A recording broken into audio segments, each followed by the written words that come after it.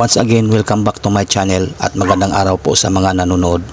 May gagawin po akong 24 inches na Prestige LED TV model 24DE 1B na gusto kong i-share sa inyo kung paano ko ito nagawa.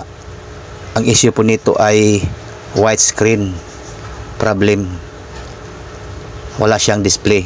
Puti lang ang screen niya, ay nakasaksak na at may standby power na, at i-testing natin para makita natin ang display niya. Ayan, naka-on na, ayan o, makikita nyo, widescreen lang siya, wala siyang display at hindi mo makikita ang picture o display. Buksan na po natin para makita natin ang motherboard niya o mainboard niya. Ayan yung mainboard niya,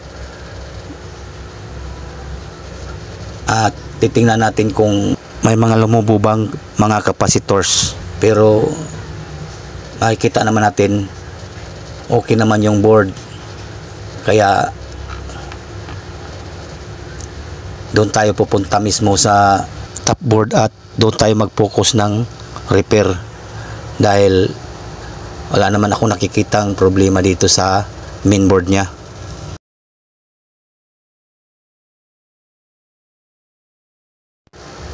Ito yung top board niya at i-visual check natin kung mayroong mga dumi ba, at yan po ang una nating gawin. Kailangan nating linisin. Meron po siyang 6 na flakes, mali 3 sa right portion at saka 3 rin sa left portion. Kailangan nating tanggalin tong speaker para mas pakita natin mabuti yung top board at hindi sa gabal sa pag check up. Pati na yung speaker dito sa may left side, kailangan nating tanggalin din.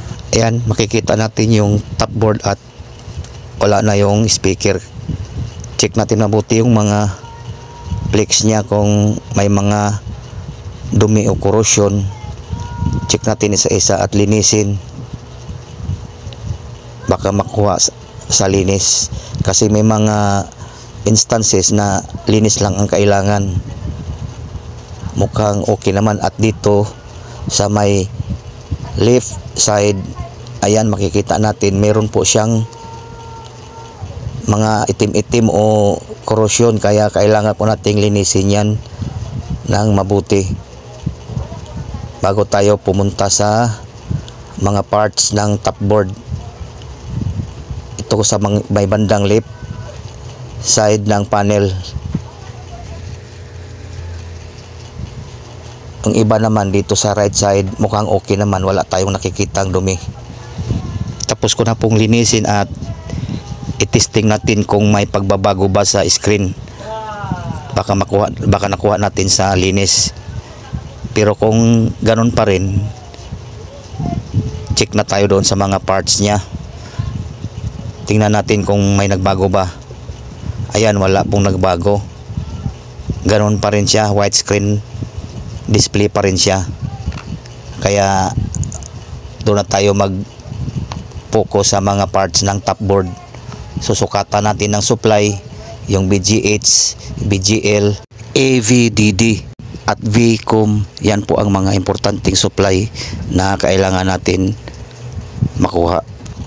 Nasukatan ko na ng mga voltahe, puro bagsak at yung iba missing.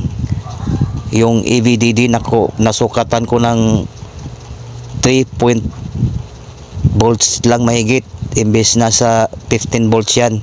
Yung BGH nasa 5 volts mahigit lang, imbes nasa 25 to 32 volts.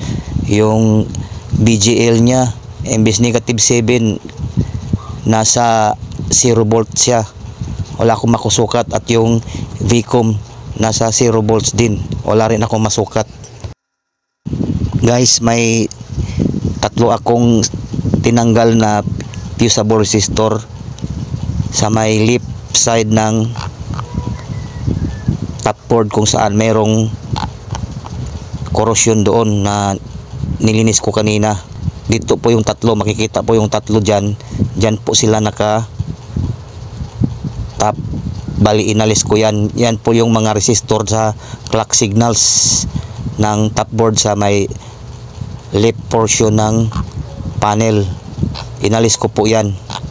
Ang kagandahan lang sa ganitong panel, hindi na natin kailangan mag-cut pa dahil may mga fusible resistor siya na naka top sa may linya ng clock signals. Bali dito sa board na to, may makikita tayong siyam na butas na may nakatatak na BGL GOP in, clock 1 in left, clock 2 in left, clock 3 in left, clock 4 in left, clock 5 in left, clock 6 in left, STV LS left, STV RST LS left. Nagdrawing po ako para mas malinaw natin makita kung anong yung mga nakatatak.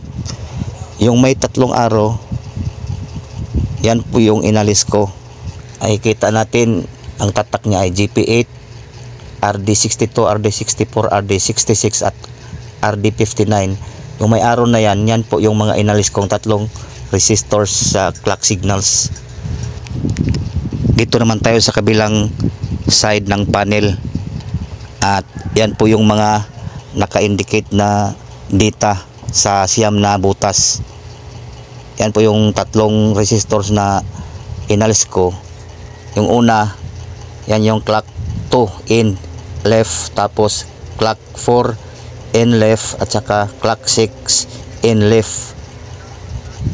Nung inalis ko yung clock 6 in left at nagsukat ako dito sa may BGH, dito na po lumabas yung BGH at may nasukat akong 30 volts.